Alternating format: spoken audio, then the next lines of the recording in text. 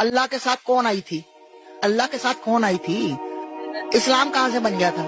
ہمارے مطلب رام کے ساتھ سیتا آئی تھی، تو ہمارے سبھی دیوی دیوتاؤں کے ساتھ کوئی تھا، تو اللہ نے بچے کیسے پیدا کیے؟ کہو کہ وہ معبود برحق جس کی میں عبادت کرتا ہوں اللہ ہے، وہ ایک ہے، اللہ بے نیاز ہے، وہ نہ کسی کا باپ ہے اور نہ کسی کا بیٹا، اور کوئی اس کا ہمسر نہیں۔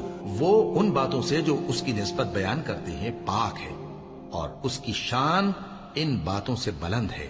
وہی آسمانوں اور زمین کا پیدا کرنے والا ہے، اس کی اولاد کہاں سے ہو جبکہ اس کی بیوی ہی نہیں؟ اور اس نے ہر چیز کو پیدا کیا ہے اور وہ ہر چیز سے باخبر ہے۔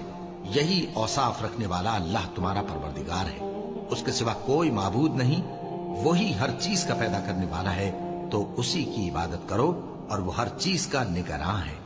وہ ایسا ہے کہ نگاہیں اس کا ادراک نہیں کر سکتی جبکہ وہ نگاہوں کا ادراک کر لیتا ہے، اور وہ بھید جاننے والا ہے، خبردار ہے۔